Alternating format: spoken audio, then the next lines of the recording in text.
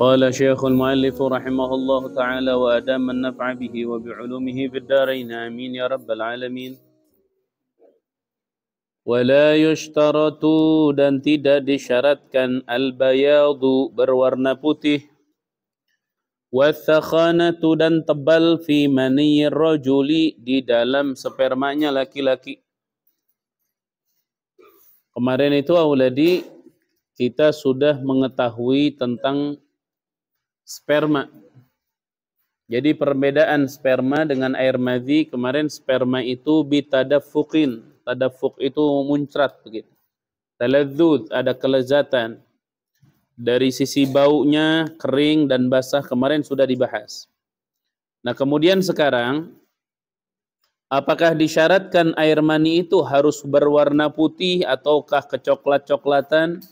Musannif mengatakan wala yushtaratu dan tidak disyaratkan al-bayadu berwarna putih wathakhanatu dan thakhana hangat fi maniyir rajuli di air maninya laki-laki. Wala safratu dan tidak disyaratkan berwarna kuning warriqatu dan lembut fi maniyil mar'ati di air maninya perempuan. Thakhana itu thakhin itu tebal. Jadi tidak disyaratkan waladi karena ada laki-laki atau perempuan yang Allah ciptakan air maninya itu encer. Air maninya itu encer.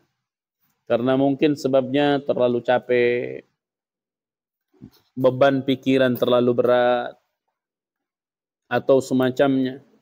Sehingga membuat orang tersebut menjadi mendapatkan dalam tubuhnya itu air maninya yang encer, tidak tebal. Dan itu menyebabkan sedikit sulit untuk memiliki anak aulad. Ya. Kemudian wala ghasla dan tidak ada mandi fi madhiyin di dalam air madhi. Jadi kalau ada orang keluar air madhi tidak diwajibkan mandi junub karena air madhi hukumnya najis namun tidak mewajibkan mandi. Air madhi itu apa? Wahwa air madhi itu ma'un abyadun, air berwarna putih, raqiqun yang lembut, lajijun yang encer. Yakhruju yang keluar itu air bila syahwatin tanpa syahwat indal mula'abati ketika bermesraan. Itu yang disebut namanya air madhi. Air madhi itu keluarnya karena ada syahwat tapi tidak memuncak. Nah, kalau ada orang keluar air madhi itu tidak wajib mandi junub. Dia tapi hukumnya najis. Kalau kena celana, kena baju, kena sarung, maka wajib dicuci karena perkara tersebut najis.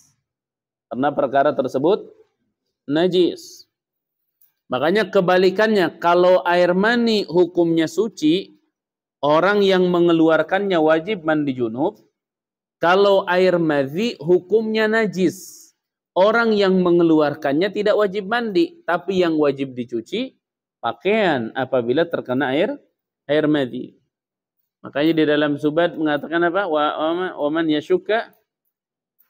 yashukka hal maniyun dhahara aw huwa madhyun baina dhaini huyyira. Andaikan ada manusia ragu-ragu yang keluar ini sperma apa air madhi? Wah, ini sperma apa air madhi yang keluar? Dia punya ragu-ragu. Maka hukumnya boleh dia milih. Kalau dia milih air mani, berarti dia yang mandi, pakaiannya suci. Kalau yang dia milih air madhi, berarti dia tidak perlu mandi, tapi yang harus mandi apa?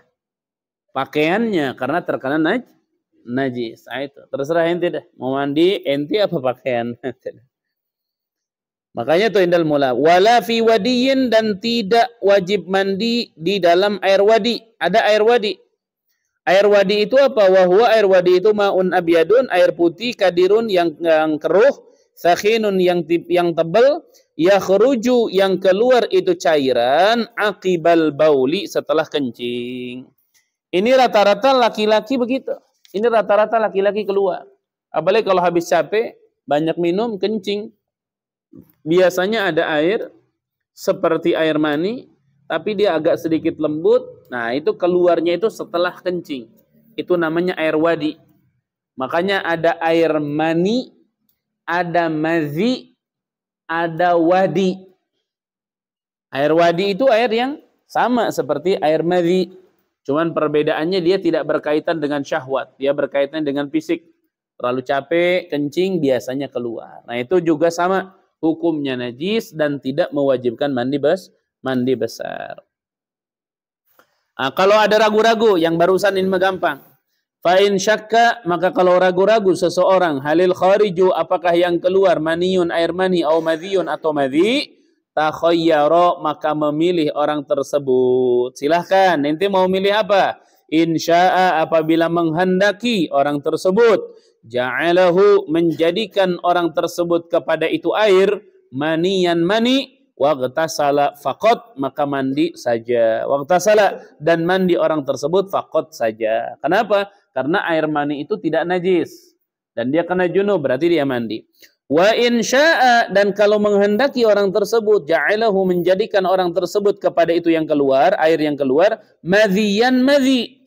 Bagaimana kalau dia memilihnya madhi? Maka wa ghasala, dan mencuci orang tersebut sesuatu, asaba, yang mengenai sesuatu tersebut, badanahu, kepada badannya, wa thawbahu, dan bajunya, minhu, dari air madhi tersebut, wa tawaddo'a, dan dia berwudu, wa la yaghtasilu, dan dia tidak mandi junub. Sudah, enggak usah mandi junub. Karena apa? Karena tidak mewajibkan mandi air madhi. Ya. Bedanya apa? Salah satu hikmah kenapa keluar sperma itu wajib mandi? Karena orang setiap keluar sperma normalnya itu futur, lemes. Dan mandi itu membuat orang segar. Makanya ditetapkanlah aturan kalau keluar sperma ya harus mandi. Biar dia segar lagi dari sisi hikmahnya. Namun Allah yang lebih tahu tujuan hikmahnya. Intinya keluar sperma mewajibkan mandi besar. Wal afdalu, dan yang paling afdal, ayyaf'ala, mengerjakan orang tersebut, jami'a dzalika, semua yang barusan. Tapi afdalnya dilakukan semuanya. Dia mandi junub, dia juga nyuci setiap perkara yang terkena air yang diragukan tersebut. Jadi ada orang keluar sperma, keluar cairan di zakarnya dia. Misalnya mengenai sarungnya. Kemudian dia ragu-ragu, ini air mani apakah air madhi? Yang afdol, ente pilih dari sisi mandi itu air mani, namun yang terkena juga ente cuci, karena khawatir itu air madhi. Jadi dicuci semuanya. Badan ente mandiin, pakaian ente juga yang terkena cairan yang membuat ente ragu juga dicuci. Jadi kalau itu sempurna semuanya. Pakaian dalam kondisi bersih, badan juga dalam kondisi suci. Wallahu a'lam bishawab. Kemudian wa yahrumu, dan diharamkan. Wa yahrumu, dan haram bil jinabati atau bil janabati, dengan junub. Orang kalau junub ada hal yang diharamkan. Apa itu? Yaitu sesuatu haruma atau hurima, yang diharamkan sesuatu bil hadasi, dengan sebab hadas. Kemarin sudah, orang kalau punya hadas haram berapa perkara? 4 perkara. Pertama, as-salah, kemudian at-tawab, kemudian masul mushaf, kemudian hamlul mushaf. Ini haram. Ini haram kepada orang yang punya hadas kecil, dan haram juga kepada orang yang punya hadas besar. Dia haram sudah. As-salah haram. Termasuk salat itu salat jenazah. Ulama mengatakan termasuk salat jenazah itu haram. Walaupun ada pendapat yang terkenal dalam mazhab Syafi'i, diambil dari pendapat Al-Imam Asy-Syaikh Ibrahim An-Nakhai. Al-Imam Asy-Syaikh Ibrahim An-Nakhai, beliau mengatakan bahwa salat jenazah itu tidak disyaratkan punya wudu. Li'anna al-murada biha ad-du'a, karena yang dimaksud dengan salat jenazah itu doa. Wa du'a la yushtarat at-taharah. Doa itu tidak disyaratkan punya suci. Maksudnya ada pendapat. Hati-hati, jangan inti salah dengar. Jadi ada pendapat, dan pendapat itu pertama yang mengeluarkan seorang tabi'in yang bernama Al-Imam Ibrahim An-Nakhai. Imam Ibrahim An-Nakhai, beliau berpendapat, berbeda pendapatnya dengan Imam Syafi'i. Berbeda dengan a'immah yang lain. Imam Ibrahim An-Nakha'i mengatakan bahwa sholat jenazah itu bukanlah sholat, dia doa. Makanya menurut beliau tidak disyaratkan dalam sholat jenazah memiliki wudu. Tapi pendapat Imam Syafi'i bahwa sholat jenazah pun termasuk sholat. Jadi orang kalau mau sholat jenazah harus memiliki wudu. Hakadha ulad. Harus punya wudu dia. Kalau tidak punya wudu sudah. Tidak sah salatnya, haram. Tapi menurut pendapat Imam Ibrahim An-Nakha'i, salat jenazah tidak memiliki wudu juga tidak apa-apa. Antara ada fursoh, nih kalau kita ngelayat kebetulan kita batal misalnya air agak sulit, nggak usah maksain. Udah ikut salatin aja. Cuman upayakan jangan jadi imam udah. Dia tuh jangan jadi imam, jadi makmum aja udah. Karena yang punya wudu lebih afdal dalam berdoa daripada yang tidak memiliki wudu. Afdal. Jadi ente jangan jadi imam sudah. Yang lain jadi imam. Ya. Dulu ada masalah tentang sholat i'adah, sholat jenazah. Dulu ada masalah, boleh tidak sholat jenazah itu atau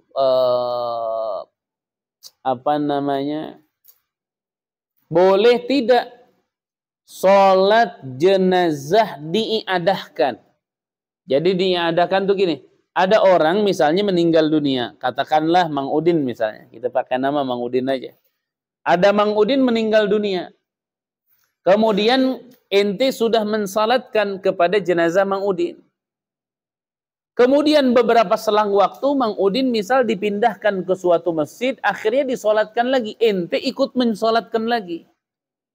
Nah boleh nggak ente? Itu namanya i'adatu sholatil janazah, mengulang sholat jenazah. Boleh apakah tidak? Yang mu'tamad tidak boleh. Sholat jenazah tidak boleh i'adah, diulang-ulang nggak boleh. Tapi ada pendapat walaupun lemah mengatakan boleh. Tapi al-mu'tamad tidak boleh. Itu di kitab apa? Umdatul Mufti wal Mustafti dibahas itu masalah. Di beberapa kitab juga dibahas masalah sholat i'adah. Tapi i'adahnya i'adah sholat jenazah. Nah, boleh apa enggak i'adah sholat jenazah? Nah, itu pendapatnya. Wallahu a'lam bishawab.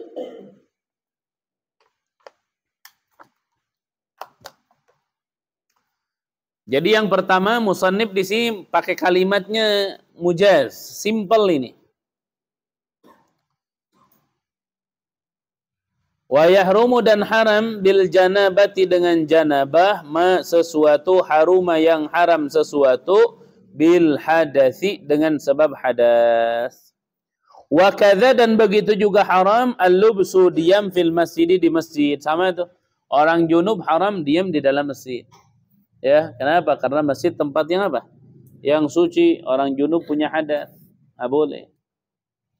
Tapi kalau ada orang tidur di masjid, akhirnya ketika dia tidur di masjid, dia mimpi basah. Pelukan sama sapi, akhirnya basah. Nah, pas dia basah, bangun. Ya Allah, keluar air mani.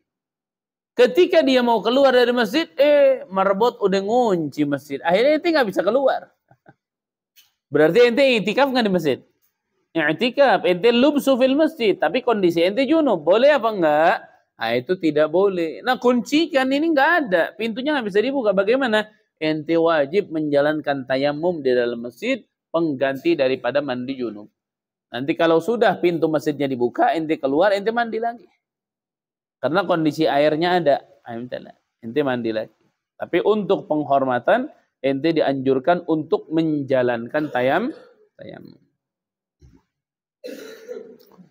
Apalagi yang diharamkan wa qiraatul Qur'ani dan membaca Al-Qur'an. Walau ba'dha ayatin walaupun sebagian ayat. Walaupun sebagian ayat. Seperti orang misalnya kalimat wadduha dia baca wadduha walau nusful ayat. Atau walaili idza saja ente bacanya walaili. Nah, itu nggak boleh. Orang yang junub tidak boleh membaca Al-Quran. Karena Al-Quran ini kalamullah. Al-Quran ini kalamullah. Kalam yang suci, firman Allah. Tidak boleh orang-orang yang sedang kotor membaca kalamullah. Cuman kadang-kadang yang tukang kori banyakannya ngerokok ya. Hah? Iya, kalamullah kan suci, rokok kan tidak suci, kotor. Nah, ini digabungkan di mulutnya sesuatu yang kotor dan yang suci. Orang junub aja nggak boleh baca Quran. Dia ngotori mulutnya kemudian baca Al-Quran. Ini kayaknya mesti didiskusikan ini dengan orang-orang yang ahli qori, ini mesti didiskusikan. Kalamullah ini kalam yang suci, nggak boleh. Mulut ente baca Quran dikotori dulu. Kadang-kadang ada orang mau qori, sebelum qori dia ngerokok dulu gitu. Di rumah panitia ngerokok, udah habis 3 batang, 4 batang, dia naik ke panggung. Baca Al-Quran tidak gosok gigi dulu. Baca Al-Quran tidak siwakan dulu sementara mulutnya bekas apa? Ngerokok. Ini berbahaya. Berbahaya ini. Berbahaya ya. Alhamdulillah Allah berikan hidayah dan taufik kita tidak merokok. Dan Ustadz kenapa tidak merokok? Karena penyebabnya satu. Ingin berusaha dalam hal ini mengikuti para aulia, para salihin, dan mengikuti Nabi Muhammad sallallahu alaihi wasallam. Ya. Udah, ente mau ngikuti siapa? Yang lebih jelasnya itu, tidak ada aulia-aulia Allah ngerokok, nggak ada. Mana ada ceritanya misal Syekh Abdul Qadir Jailani merokok, atau cerita Imam Ahmad Asy-Syadzili merokok atau siapa, enggak ada. Ya. Tidak ada. Makanya kalau santri ribat tidak merokok, berarti dia ada dalam manhaj yang lurus. Kalau santri ribat merokok, berarti dia ada dalam manhaj yang kurang lurus. Nah, kurang lempeng. Kenapa ya? Masih ada itu. Masih ada rokok yang menggoda dia. Boleh auladi. Siapapun antum, jangan merokok. Sudah berhenti. Yang rokok yang di rumah, masih rokok berhenti. Nggak ada manfaatnya. La yanfa'. Tidak bermanfaat sama sekali. Walaupun tetap mereka meyakini bermanfaat, tetap coba difikirkan. Pasti manfaatnya tidak ada. Yang ada mungkin malah merugikan. Ya. Wallahu a'lam bishawab. Ditambah lagi yang diharamkan apa?